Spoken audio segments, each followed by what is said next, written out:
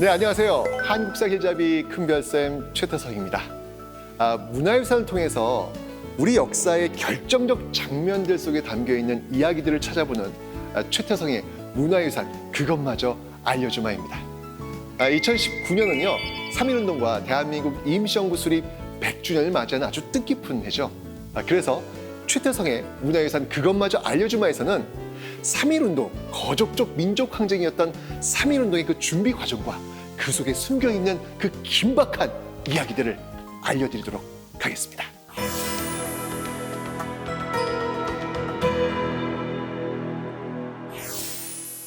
(1910년 8월 29일) 경술국치로 불리는 그날, 우리는 국권을 상실합니다. 이 국권을 강탈한 일제는요, 이 폭압적인 무단 통치로 우리 민족을 탄압하죠.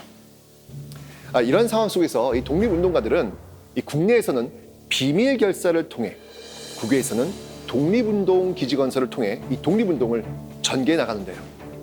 이런 독립에 대한 열망이 차곡차곡 쌓여 1919년 3.1운동으로 분출됩니다. 이 민족 종교인 천교도에서도 국권 피탈 이후 이 독립운동에 많은 힘을 기울였는데요. 이 천도교 교령인 의암 손병희 선생은 한일 병합으로 국권을 강탈당하자 곧바로 이 서울 북한산 아래에 봉황각이라는 천도교 수련장을 짓습니다. 아니, 이 나라가 망했는데 무슨 수련장을, 이렇게 생각하실 수도 있지만 이 봉황각은요, 단순한 종교시설이 아니었습니다. 이 당시만 해도 이곳은요, 깊은 산중이었는데요, 비밀리에 독립운동을 하기에 안성맞춤이었던 곳이었죠. 1912년부터 1914년까지 여기서 연성 수련을 통해 독립운동가들이 양성됩니다. 실제로 3.1 독립선언서에 서명한 33인의 민족 지도자 중 무려 15명이 바로 이곳을 통해 배출된 천도교의 중진들이었습니다. 한편 이때 세계 정세를 보면요, 1914년 제1차 세계대전이 발발하는데요.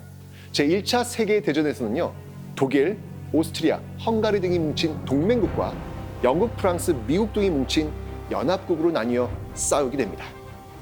일본은 이 연합국 쪽에서 참전을 하는데요. 이 전쟁이 연합국의 승리로 끝나고 연합국의 주도로 1919년 파리 강화회의가 열리게 됩니다.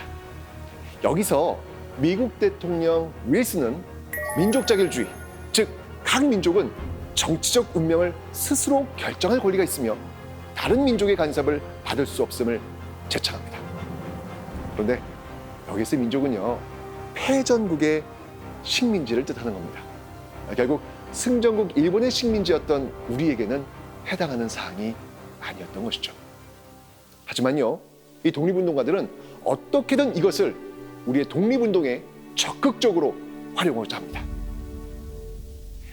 가장 먼저 행동에 들어간 게 바로 일본 유학생들이었는데요.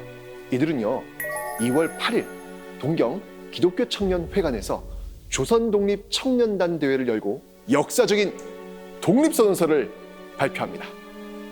국내도 아니고 일제의 심장부인 동경 한복판에서 벌어진 독립선언이라는 점에서 정말 대단한 의거를 할 수 있겠죠. 일경의 방해로 시위가 길게 이어지진 못했지만요, 이 소식은 곧 국내로 전해졌고요, 사람들의 가슴을 뛰게 만들었습니다. 그런데 이 28 독립선언서는 그 살벌하던 일제의 경계 속에서 어떻게 국내로 반입되었을까요? 여학생 김마리아가 2월 15일 독립선서를 갖고 부산항으로 입국합니다. 김마리아는요, 이 기모노 허리띠 속에 독립선서 사본 10여 장을 몰래 말아넣어서 두르고 왔던 것이죠. 이 김마리아는 일생을 독립운동과 교육운동에 바친 여성 독립운동가인데요. 나중에 일제 구속됐을 때 법정에서 조선 사람으로서 이 독립운동을 하는 것은 당연한 일이요, 남자가 활동하는데 여자가 못할 이유가 있어? 라면서 검사에게 호통을 쳤다고 합니다. 국내에서도 이 3월 1일을 위한 준비가 진행되고 있었습니다. 천도교 15명, 기독교 16명, 불교 2명 등 이 종교계 대표 33인은요, 봉황각과 이 손병희 선생 집 등에서 모여 거사를 논의합니다. 원래 날짜는 3월 3일로 하려고 했는데요. 그날은 고종황제의 인산날이라서 피했고, 이 일은 일요일이라서 피하다 보니까 날짜가 자연스럽게 3월 1일로 정해진 것이었습니다. 3.1 독립선언서를 작성한 건 육당 추남선이었고요. 인쇄 배포하는 일은 천도 구국단장 이종일이 운영하던 인쇄소 보성사에서 맡았습니다. 그런데 거사가 있기 이틀 전 최고의 위기를 만나게 됩니다. 1919년 2월 27일 밤, 지금의 종로구 조계사 내에 자리 잡고 있었던 보성사에서는 천도 구국단 단원들이 이 3.1 독립선언서를 열심히 찍어내고 있었습니다. 이 비상시를 대비해 비밀 창고에는요, 장총과 실탄도 숨겨놓은 상태였죠. 그런데 그때 악랄한로 속난 조선인 고등기 형사 신철이 한밤중 이 등삭이 돌아가는 소리를 듣고 들이닥칩니다. 보성사 사장 이종일은 이 평생 독립운동을 해온 대쪽 같은 사람이었는데 그 자리에서 신철에게 무릎을 꿇고 이것만은 안 돼요. 이 일은 멈출 수 없는 일이요. 하루만 좀 봐주시오. 라며 빌었다고 합니다. 이 소식을 들은 손병희 선생이 급히 5,000원이라는 거액의 돈을 내주어 신철의 입을 막게 되죠.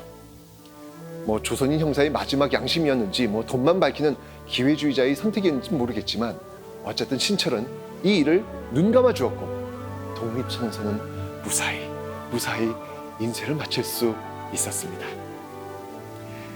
2.8 독립선언서를 들여온 일이나 이 기미 독립선언서를 인쇄하던 일이 사전에 발각되었다면 3.1운동이 순조롭게 진행될 수 있었을까요? 이 3.1운동은요, 어느 날 갑자기 사람들이 막 거리로 뛰쳐나와서 만세를 부른 사건이 아닙니다. 독립을 바랐던 수많은 사람들의 간절한 염원이 이뤄낸 결과였습니다. 그리고 마침내 1919년 3월 1일 서울 파고다공원을 시작으로 5,000년 역사에 남을 위대한 독립운동의 물결이 시작됩니다.